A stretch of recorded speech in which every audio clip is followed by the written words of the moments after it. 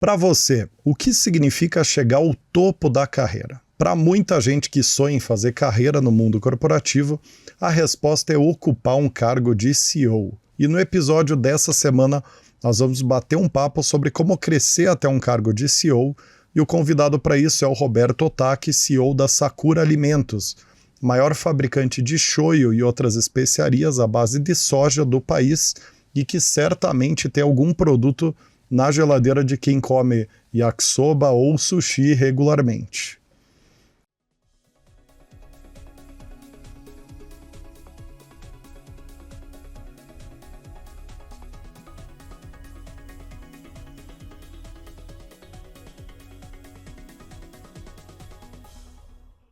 Muito bem, sejam muito bem-vindos e bem-vindas a mais um episódio do Raise the Bar, o programa semanal de entrevista divulgado toda terça às 19 horas em mais de 10 plataformas diferentes que levanta a régua de vocês, apresentando e debatendo os principais cases, tendências e curiosidades sobre vendas, marketing e carreira nessas áreas. Para começar, queria dar muitíssimo boas-vindas aqui ao Roberto. Como é que você está, Roberto?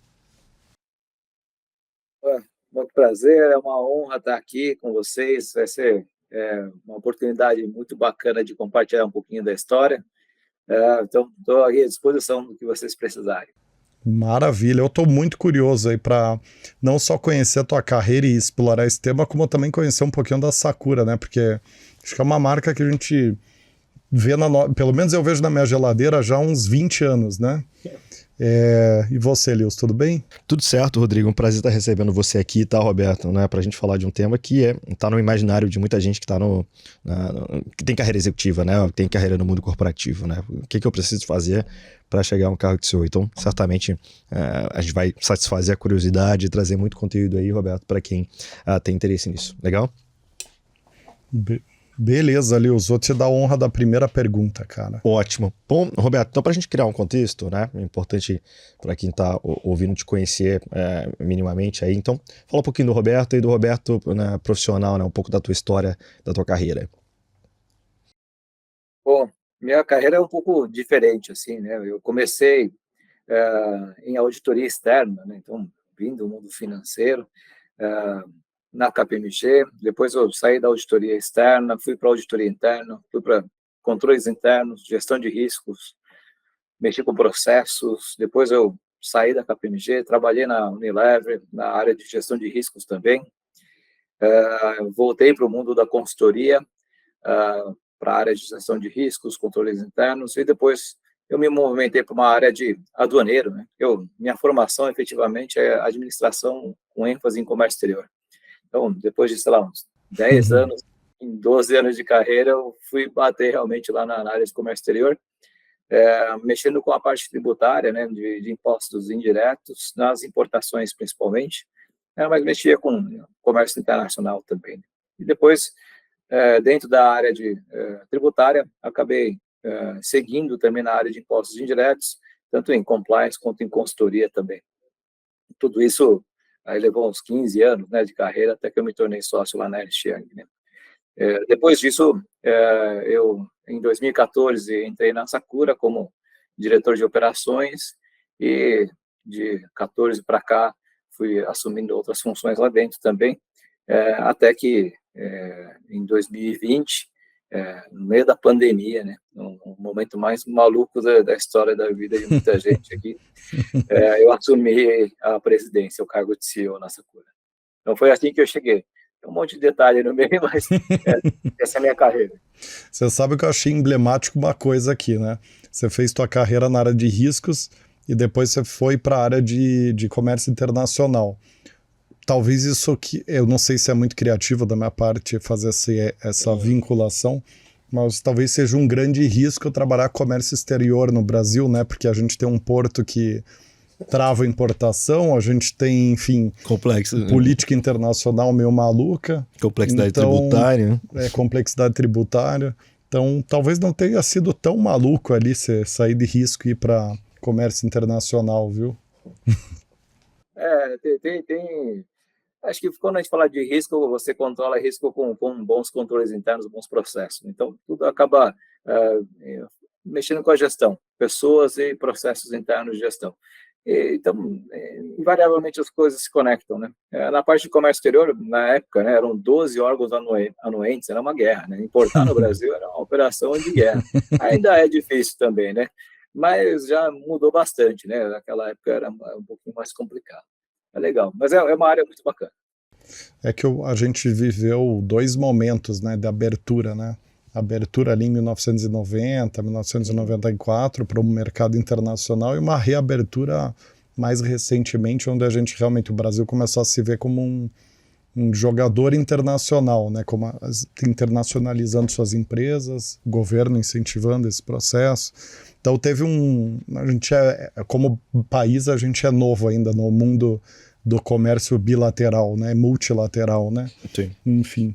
Muito bem, agora já entrando no tema de carreira, Roberto, se você fosse escolher uma coisa que você acredita que foi mais importante e que mais te impulsionou para você chegar onde você chegou, né? Ou seja, chegar no topo de uma carreira executiva, né? Que você diria que foi o fator principal? Eu acho que tive 2 fatores muito importantes. Acho que a própria diversidade, né? O quanto eu andei em áreas diferentes, né, ao longo da carreira. Então, me deu um conhecimento muito abrangente das coisas, né? Isso também, por atuar em consultoria e auditoria, um dia eu contei, deram mais de 300 empresas que eu visitei, conheci, né?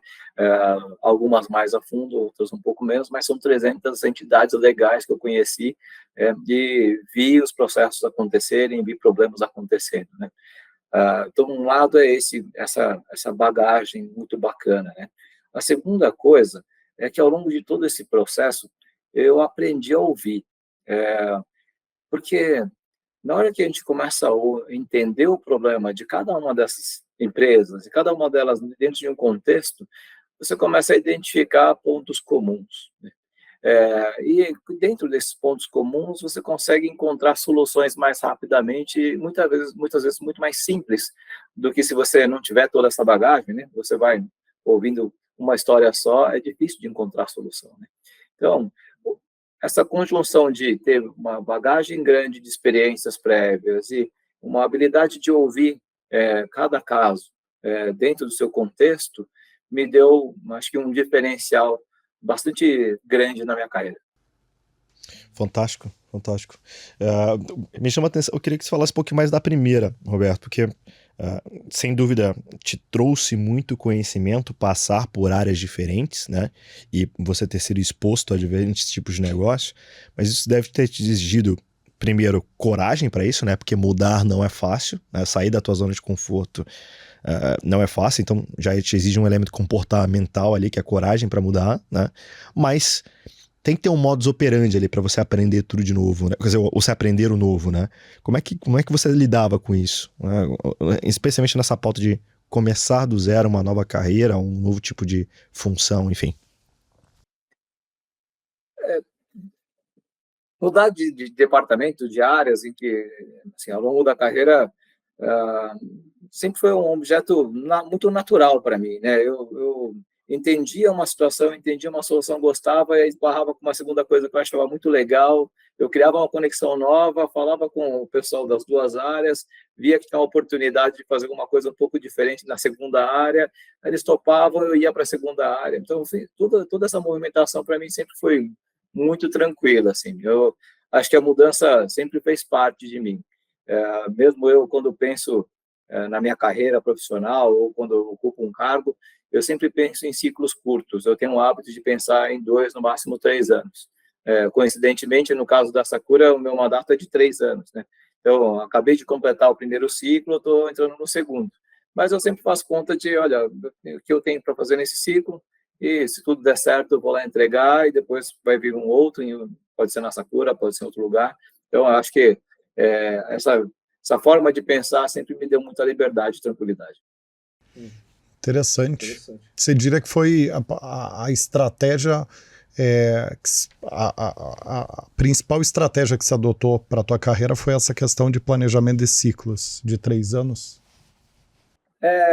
Eu sou um sonhador, né? Eu sonho grande, assim. Então, acho que são dois movimentos, né? O sonhar grande, então você tem o norte, para lá, né? Não é uma linha reta, né? Então, o norte é para lá, e eu vou fazendo todas as coisas naquele sentido em ciclos mais curtos, né?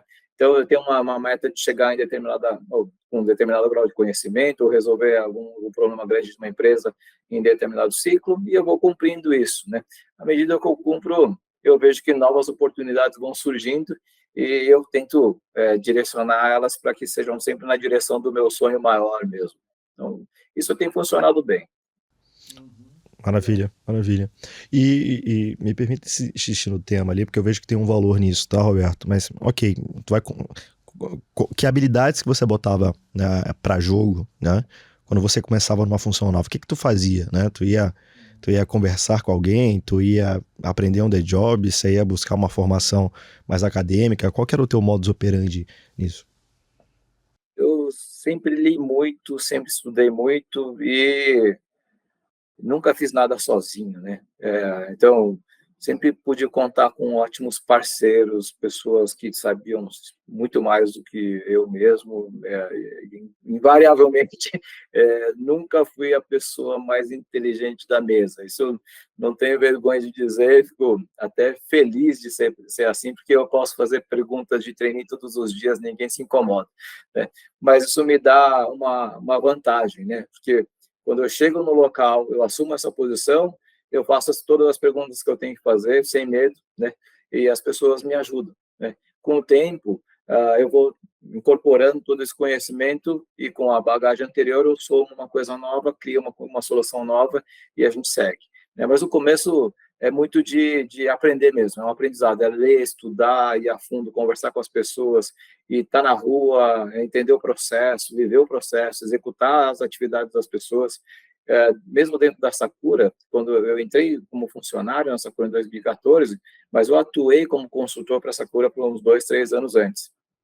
E nesses 2, 3 anos que eu atuei como a Sakura, como a gente não tem uma bola de cristal, eu não imaginava que eu ia me tornar funcionário da Sakura. Então, eu tive a oportunidade de conversar com boa parte do time administrativo, se não todo ele mesmo, e conheci todas as pessoas, e elas, né, falaram todas as verdades para mim, né, de como as coisas funcionavam, quais eram as dificuldades, o que tinha que ser mudado e tal. E quando eu assumi uma função, eu tinha essa bagagem. Então, eu tinha esse conhecimento. Então, eu conseguia atuar de forma mais rápida e ajudar a empresa de forma mais efetiva. Uhum. E a gente que acompanha a carreira, né, de diferentes pessoas, a gente percebe um desafio muito grande, sobretudo do salto da média para alta gestão. A gente vê muita gente obstruindo completamente o crescimento da carreira na hora de sair de uma gerência sênior, diretoria júnior, para um salto até esse cargo de número 1 ou um C-level de uma grande corporação. Qual que seria a principal dica que você daria para essas pessoas, que acho que tem uma parte considerável do nosso público, são pessoas ali na faixa dos seus 30 e tantos, 40 e muitos, que estão no momento de pular de etapa da carreira. O que você diria para essas pessoas, assim, para você foi mais importante na hora de dar esse salto da média para alta gestão? Eu vivi um momento de crise, né? Um pouco antes da pandemia, nós tivemos dentro da Sakura um momento um pouco mais desafiador, né? Quando aquele momento apareceu, a gente tinha que tomar algumas decisões, e como é uma empresa de 83 anos hoje, né? Na época devia ter uns 78 anos, mas era uma empresa, até hoje é uma empresa familiar, então tinha muita opinião familiar, né, no meio de tudo isso, né? E o fato de eu não ser um familiar, né, e o fato de eu poder ouvir todos os lados, e muitas vezes eu falo brincando, mas eu tinha a capacidade de desagradar todo mundo igualmente. Então, eles viam que não era pessoal, né? Era uma questão, duro de ouvir, é difícil de fazer, mas para a empresa vai ser importante. Então, eu demonstrava isso. Olha, dá para fazer uma coisa, não é fácil, a gente vai sofrer, mas a gente vai conseguir fazer, né? Isso lá em 2016, 2017, me ajudou bastante a ter aos olhos dos sócios, né, dos membros da família, um papel de independência, né? E como eu vivo ciclos curtos, então eu sempre penso, olha, tem uma solução que em 1, 2 anos ela tem que resolver, ela vai trazer um resultado, acredita em mim, vamos um pouquinho junto, a gente faz isso, eu vou na frente, se der alguma coisa errada, vocês falam que fui eu, não tem problema nenhum, né? Vamos lá. E com calma, isso acho que me ajudou a construir confiança, né? Deu credibilidade no processo, né? Então, acho que o grande salto foi ganhar essa credibilidade, mas talvez o termo não seja nem ganhar, né? Acho que o termo foi mais correto, seria conquistar, né? Conquistar como? Sendo uma pessoa independente mesmo, que eu queria sempre fazer o que era importante para a empresa. Perfeito. Acho que isso está conectado com a minha próxima pergunta aqui, Roberto, que é o tema de liderança, né? É necessário para um CEO ter esse aspecto da liderança muito forte, né, no perfil. Eu acho que você já está tratando do tema na sua última resposta, mas expande um pouco para a gente, né? Porque certamente, vamos lá, na Sakura, né, quando eles decidiram pelo Roberto CEO, certamente tinham outros pares do Roberto que igualmente poderiam ter se tornado CEO, né? Mas você julga que esse elemento da liderança foi o que te levou lá, ou foi a concatenação desse skill com outros que te levaram para o cargo? Acho que teve um momento, o contexto em si pedia que fosse talvez alguém não familiar, né? Isso acho que influenciou nesse processo, né? Bastante.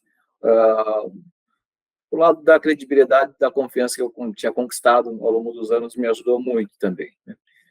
A soma desses dois fatores e o ano de 2020, né, que era um momento de crise extrema, né, eu fui indicado pelo presidente anterior em abril. Foi colocado em pauta para votação em julho e eu assumi em outubro. Tudo isso do ano 2020. Então, se a gente lembrar, abril de 2020, quando eu fui apontado, era o primeiro mês da pandemia. Rolou a pandemia, o atual presidente falou assim, Roberto, tá contigo. Não, a gente já vinha conversando, mas eu até imaginava que eles iriam desistir disso, né? Porque era um momento extremamente difícil de fazer alguma coisa desse tipo. A minha vontade era, quando entrou a pandemia, entregar o chapéu. Não vou mentir. Mas eu acho que minha expectativa naquele momento foi, puxa, eles vão desistir, né? Vão esperar, vão passar algum tempo aqui para depois voltar com esse assunto, né? Mas, não, para minha surpresa, eles voltaram muito rápido, né? Seguiram, não, o plano é esse, já trabalhamos para isso, vamos seguir desse jeito, né? Você está disposto a assumir nessa situação, em abril, né? Aí eu falei, nossa, pior momento da história, ok, vamos, né? Vocês estão precisando, eu acho que eu consigo. Lidar com crises faz parte de mim, né? Ali entrou a gestão de crise. Pensa bem, Roberto. Você fez o começo da tua carreira toda em gestão de crise. Você estava na maior crise do século ali. E do risco também, né? Certa do momento certo. A análise do risco também. Exatamente. Então, era essa conjunção de fatores, né? Então, por isso eu acho que eu acabei sendo nomeado para o cargo, né? Mas eu estava no lugar certo, na hora certa, com as competências corretas também, né? Então, para aquilo foi muito bom. Foi muito difícil o início da crise para todas as empresas, né? A gente vivia um momento de você não enxergava 1 metro para frente, não sabia o que ia acontecer no dia seguinte. Então, todos os dias era uma novidade. Então, foi um momento extremo de crise, mas foi sensacional depois, quando a gente conseguiu realmente passar por tudo isso, olhar para trás e ver que nós tomamos 80% de decisões sensacionais que deram muito certo. Perfeito. Muito interessante. Perfeito. A gente, ao recrutar, né, para empresas familiares e para grandes corporações SA, enfim, capital aberto, e que tem acionistas já fundadores super diluídos ali, ou mesmo fora do negócio, a gente percebe uma diferença interessante em termos de dos pontos chaves da tomada de decisão na hora de fazer a promoção de um diretor para CEO, né? Que é basicamente o seguinte, né? Na empresa familiar a gente vê muito essa questão da transparência, da confiança, da comunhão de valores como um elemento muito importante, que é o famoso olho no olho, né? Confiar, perceber que a pessoa quer fazer direito, que ela comunga dos mesmos valores. Já na grande corporação, a gente vê um conjunto mais complexo de fatores, como, por exemplo, a inteligência social, né? É um ponto que em grandes corporações pesa muito. Saber a hora certa de falar a coisa certa, muitas vezes até controlar o que você vai falar, né? Não falar o que você ter um freio, né? Social ali, de entender que tem coisas que você não pode trazer para a mesa, né? Você concorda com essa visão, né? Você que fez uma carreira nos dois contextos, né? Tanto em empresas familiares quanto em grandes corporações. Você concorda com esse raciocínio? Fique à vontade de discordar ou de completar o raciocínio aqui, tá? Eu acho que são realmente dois mundos diferentes, né? Eu cheguei à sociedade da Ernst Young, então lá também tem certo grau de liderança, obviamente muito longe do primeiro sócio lá da Ernst, óbvio. Mas cheguei à sociedade, então tem uma questão política que tem um perfil mesmo diferente de um perfil da política que é dentro de uma empresa familiar, né? Eu não sei dizer se uma é pior do que a outra, mas eu vivi dificuldades tão grandes quanto dos dois lados, né? Talvez até numa empresa familiar, o fato de você não poder falar tudo, porque depois você tem que ir no jantar da família, encontrar com o primo, com o tio, com o irmão, dificulte muito mais aquela tentativa de tomar uma decisão rápida, né? Porque você tem que levar em consideração, e você conhece a família, você sabe todas as nuances do que está envolvido familiarmente, né? Então, eu vejo uma dificuldade grande em empresas familiares nesse jogo político, porque ele não é puramente político, né? O político é uma coisa, agora o sanguíneo, né? É seu sangue, é seu primo, é seu tio, é seu sobrinho, né? Então, como é que você toma decisões que eventualmente vão impactá-los de forma negativa, mesmo que seja positivo para a empresa? Então, isso é muito mais difícil. Eu acho particularmente complicado. No mundo corporativo maior, né, dessas multinacionais e tal, a gente toma a decisão, doa quem doer, é importante para a empresa e vamos, né? Mas a gente volta para casa e não conta com uma pessoa que sofreu as consequências daquilo. Não tem que jantar, não tem que passar Natal juntos, sabe? É diferente. Interessante. Seguindo nisso, Roberto, eu achei bem interessante, Rodrigo, porque ontem eu estava lendo, né, algumas notícias e aí eu me deparei com uma grande rede varejista nacional que acabou de contratar um novo CEO, e aí emitiu o comunicado ontem na imprensa, né? Uma grande rede varejista nacional brasileira, de fato, né? Está se destacando no mercado, sempre teve CEO da família, e agora vai ter um primeiro CEO de mercado. E além disso, trouxe alguém que não veio do varejo, ele veio da indústria, né? Então tem um duplo desafio aí, né?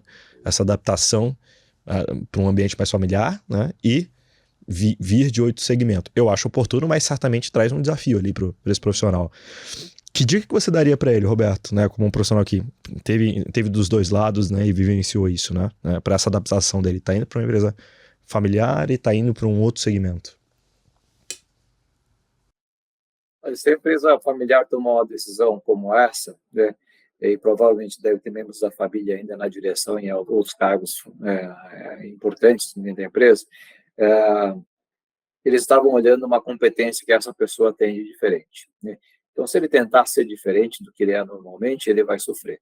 Então, acho que ser quem ele sempre foi, que fez chegar àquele cargo, é o que eles estão esperando que ele seja. A segunda coisa é que, para a família, é muito difícil, né? Então, a família vai sofrer, ela vai ter dificuldades em se adaptar a uma pessoa que não é familiar na liderança. Então, ter paciência com a família, é importante. Eles, assim como o executivo que chega enfrenta dificuldades, a família, alguém cacifou lá, né? Falou, não, vamos trazer de fora. Ele apostou tudo nisso, apostou toda a história da família, né? passou por cima de primos, tios, né, parentes que potencialmente poderiam ser o CEO, né, e bancou, né? Então, não, com certeza, o ambiente familiar não está tranquilo, né? É importante, acho que chegar lá com humildade, ouvir, entender o jogo que está sendo jogado, se posicionar da forma como historicamente se posicionou, porque é isso que trouxe ele lá, né? Falar o que é importante para a empresa, vai doer, mas acho que vai doer para todo mundo. Se doer para todo mundo igual, tá tudo bem, sabe? Dura se dói para um, não dói para outro, aí alguém fica enciumado com isso, né? Mas olha, dói para todo mundo, é importante para a empresa, mas a gente vai se adequar, olha o próximo passo, vamos sonhar junto. Sonhar junto é super importante. Aliás, isso foi uma coisa, eu estou me lembrando de um ponto aqui interessante, os membros da sociedade, da Sakura, são octogenários, né? Então, para eu falar com eles, né, uma coisa muito bacana de mudar um pouquinho de marca, posicionamento, rebranding, a gente fez, foram capas de revista, e falamos assim, olha, vamos imaginar as capas de revista em que a Sakura vai aparecer nos próximos 10 anos. E aí a gente fala, olha que legal, em 2 anos a gente vai estar assim, 5 anos assim, 7 anos assim, 10 anos assim. Eles sonharam juntos. Então, quando eles sonharam juntos, eles olharam para mim e falaram, não, tá bom, isso você pode fazer. Então, tá bom. Aí, a partir daquilo, eu tinha autorização, né, por parte dos sócios, para tomar uma série de decisões que iam mexer com marca, posicionamento e tal, que são assuntos super sensíveis, né, para eles.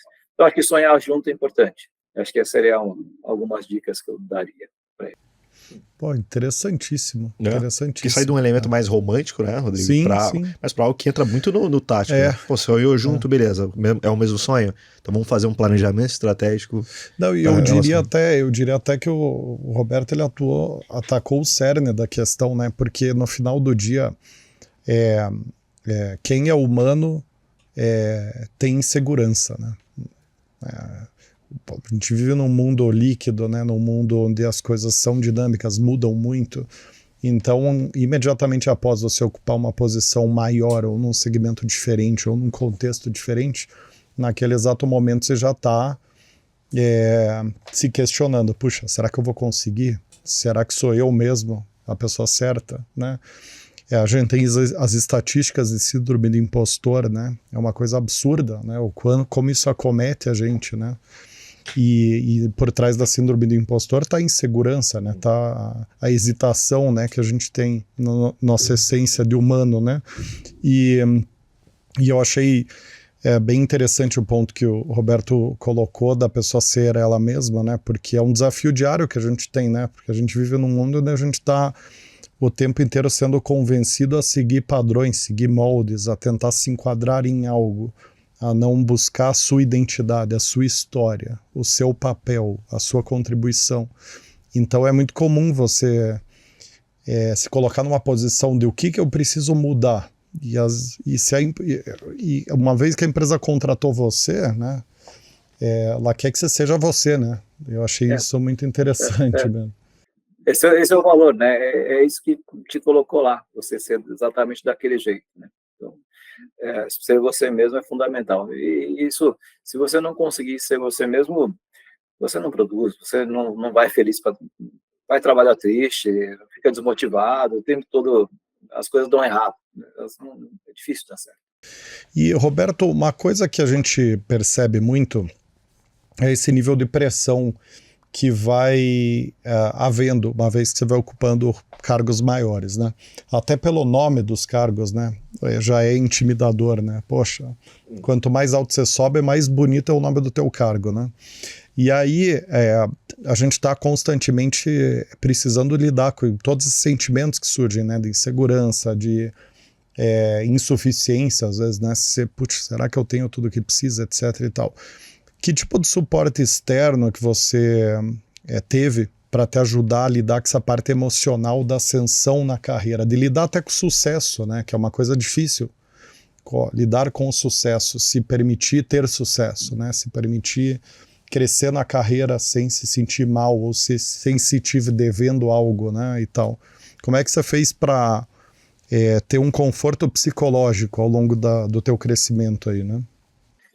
Eu, desde o ano de, acho que 2000, eu conto com a mesma pessoa, chama Estela Angerami, ao Jabá. mas a Stella Gerani, ela é sensacional, ela é uma profissional, sempre me deu muito apoio em pensar carreira, né? Então, para mim, ela foi fundamental. Sempre, na hora que eu tinha dúvidas do que eu estava fazendo, se estava certo, se fazia sentido para mim, para quem sou eu mesmo, ela me ajudou muito. Segunda coisa, eu sempre tive um apoio psicológico, faço sessões, tenho um psicólogo, Renato Hirata, outro jabá aí.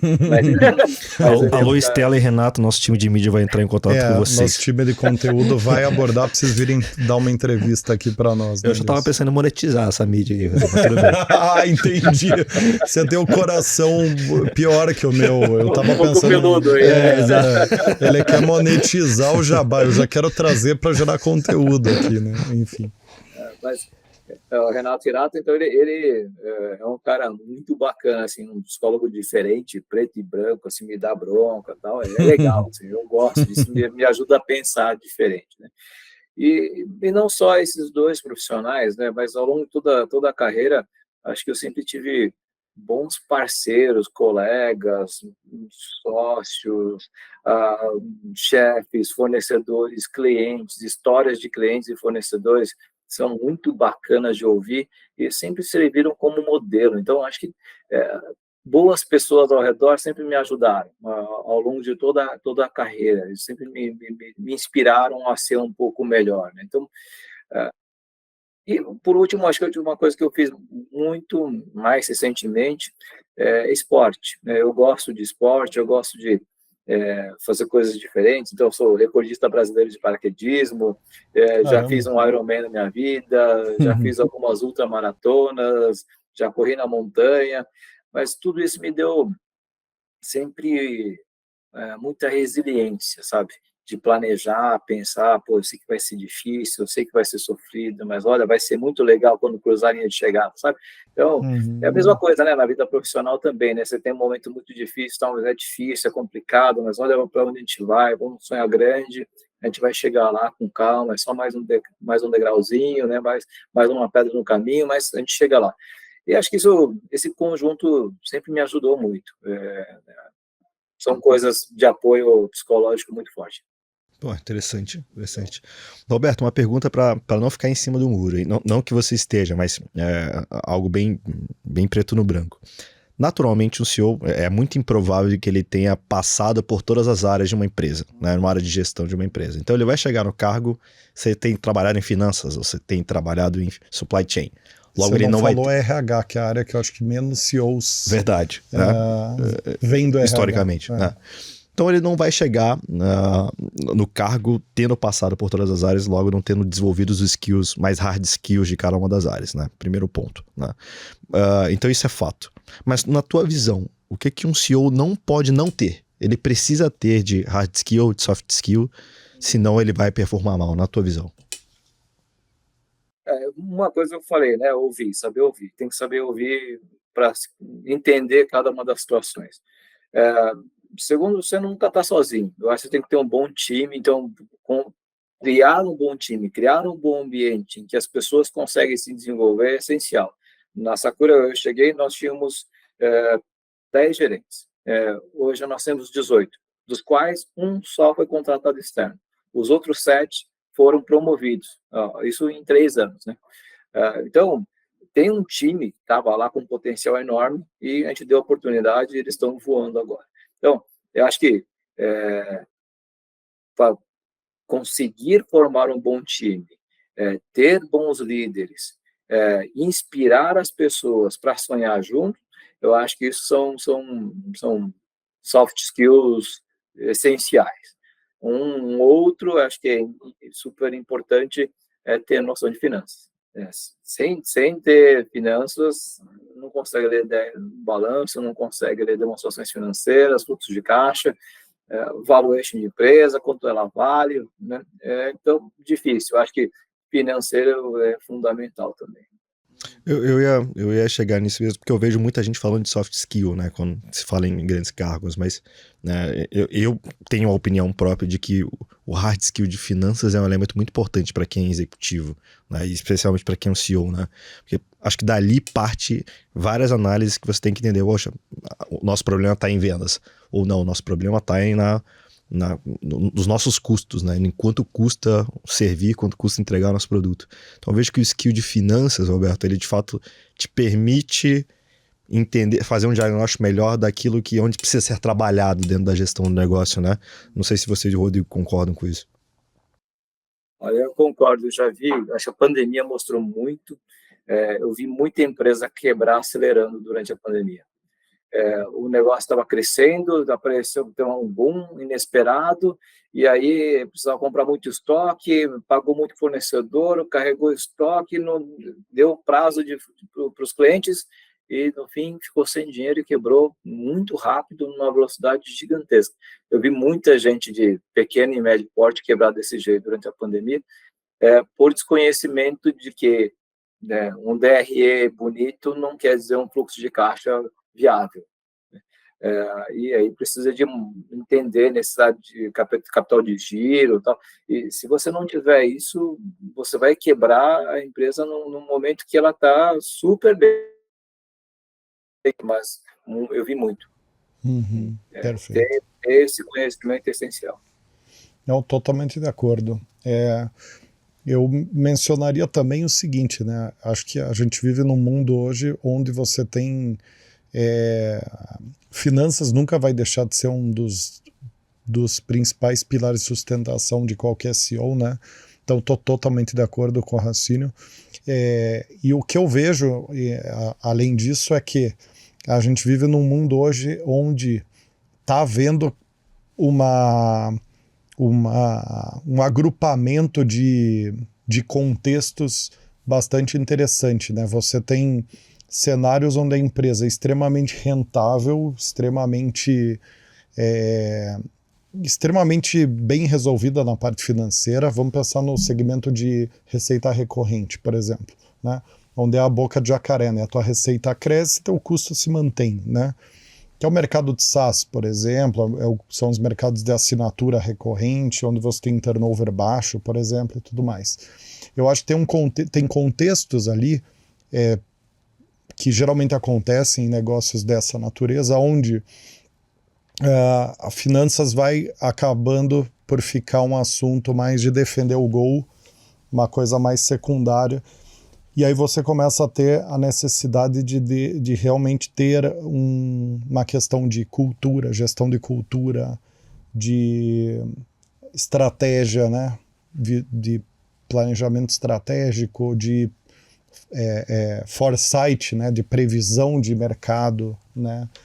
Então tem contextos hoje muito específicos, né? No mundo dos negócios que acabam exigindo coisas muito específicas, mas no geral a finanças está sempre ali como pilar, mas eu vejo alguns contextos onde muitas vezes você tem o fator predominante foresight de segmento, né? Poxa, tá bom, eu estamos voando aqui, o negócio é uma boca de jacaré, estamos bombando, mas espera aí, será que eu não estou indo para um abismo ali daqui 2 anos por causa da IA, né? Enfim, acho que hoje o mundo tem uma heterogeneidade de contextos, né, muito grande, né? Eu acho que é um mar de oportunidades, né? Eu vejo as startups, assim, né? Principalmente essas que têm SaaS, né? Eu acho muito legal, porque elas têm que ter uma máquina de venda gigantesca, né? Então, aí o executivo que está lá à frente é um cara de vendas agressivíssimo, né? Porque a velocidade de crescimento da empresa é gigantesca, né? E aí o CFO é um cara, né, de back mesmo, ele está ali só controlando o fluxo, tal, apurando o resultado, tal, mas quem está acelerando o carro lá é a máquina de vendas mesmo, né? Mercados maduros, tal, acho que a força de marketing já é um pouco, né, não é vendas, mas é o branding, é a força de marketing, como é que você se comunica, tal, né? Então, eu acho que oportunidades são inúmeras, né? E cada empresa, segmento, momento de contexto, né, em que cada empresa está vivendo, exige um perfil de executivo, né?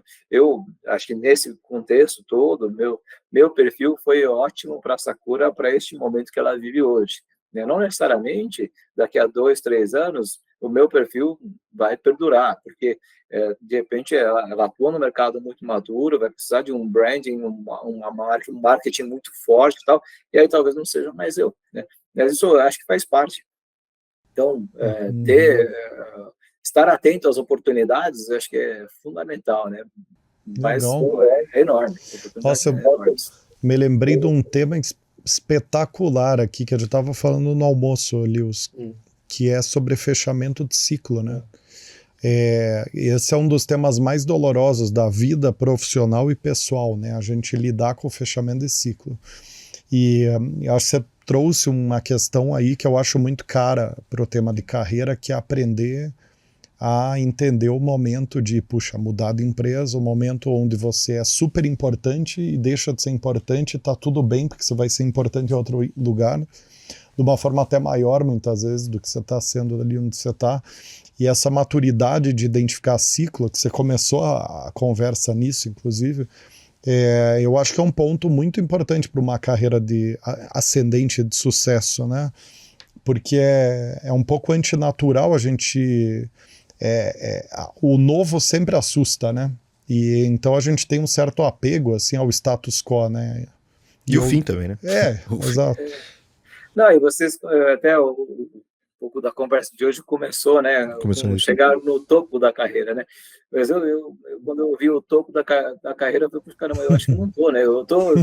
Sinceramente, eu acho que estou mais ou menos no meio da minha carreira mesmo, né? Porque eu tô na função de CEO de uma empresa, médio porte, bacana, né?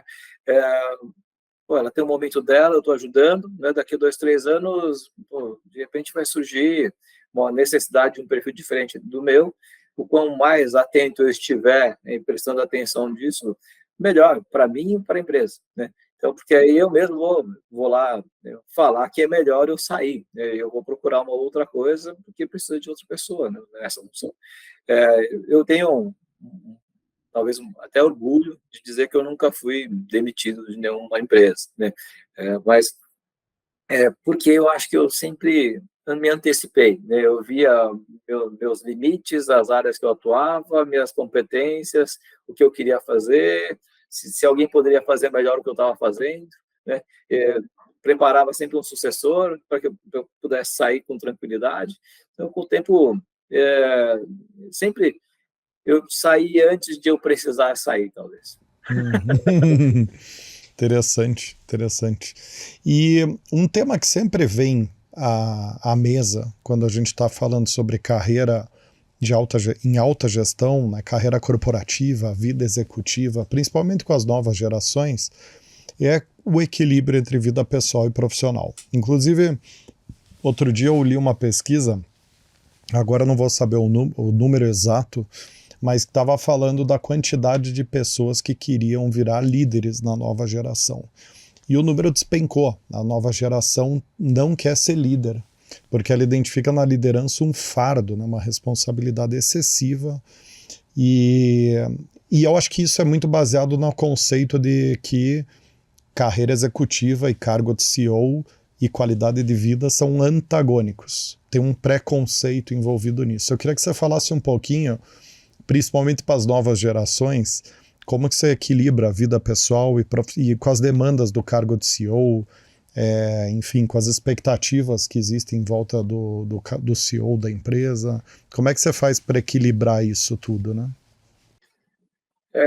Acho que nunca foi um mar de rosas, nenhum cargo que eu ocupei na minha vida inteira. Então, do cargo atual, acho que os desafios eles estão aí. Eu tenho que aprender a lidar com a pressão e eu acho que eu lido muito bem com ela. Lido com times bons, conversar com as pessoas, eu consigo delegar bastante responsabilidade de execução, de tomada de decisão. Acho que a gente tem um corpo gerencial muito bom, tem uma diretoria muito bacana comigo, então a gente consegue passar isso com uma certa tranquilidade. É difícil ainda assim? É difícil. Tem coisas difíceis, decisões duras a serem tomadas? Eu acho que sim, mas fazem parte do papel.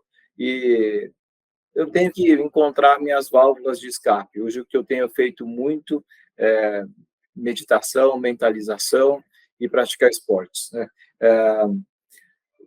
Talvez eu esteja viajando menos hoje do que eu gostaria, está passeando um pouco mais, acho que tem algum desequilíbrio nesse ponto, mas a gente vai compensando com momentos felizes também, né? Eu sou uma pessoa muito feliz, isso precisa ser dito, assim, né? Eu tenho um cargo pesado, tenho um fardo para carregar, tenho, mas eu entendo e sou muito feliz fazendo esse papel. Eu não acho que não dá para ser feliz, assim. Eu realmente discordo disso. Eu sou muito feliz fazendo tudo isso. Perfeito, perfeito. No final do dia, essa resposta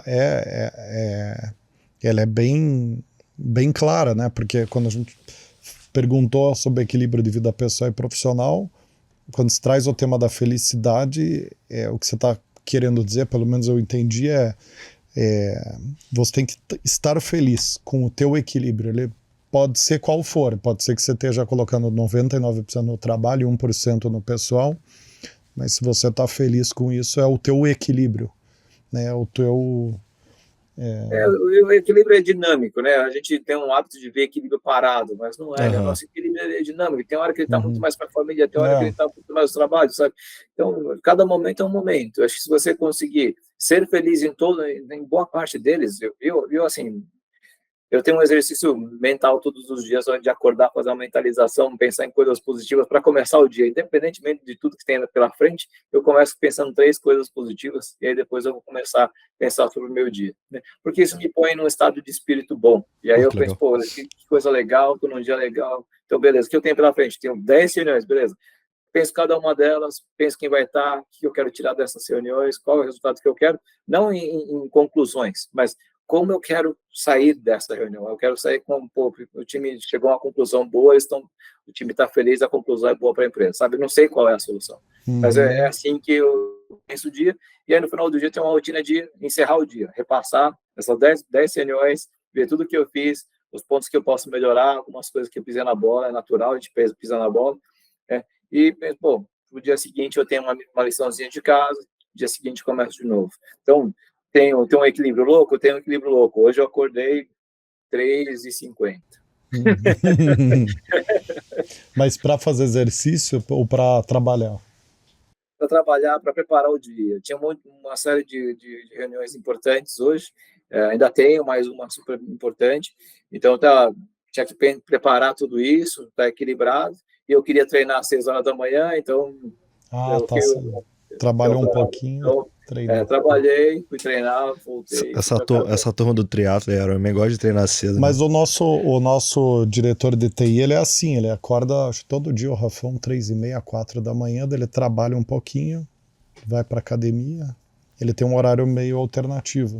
Né? Então, você encontra, tem equilíbrios malucos, mas são equilíbrios também. Porque ele tem que subir, às vezes ele tem que lançar uma nova versão do software, ou servidor, só desliga, liga, etc e tal. E aí ele tem que fazer isso de madrugada e tudo mais, e, enfim. É interessantíssimo, né? Ô, Roberto, eu queria terminar, cara, te pedindo para dar uma dica aí, principalmente para as novas gerações, sabe? Aquelas pessoas que estão começando a carreira. Eu acho que você falou tanta coisa legal aqui, que eu me identifico muito. Você falou de terapia, eu sou como é que é? Um fã. Eu entusiasta, sou um fã, entusiasta da prática. Mas eu acho que é mais do que isso, eu sou um pregador, eu acho, sabe?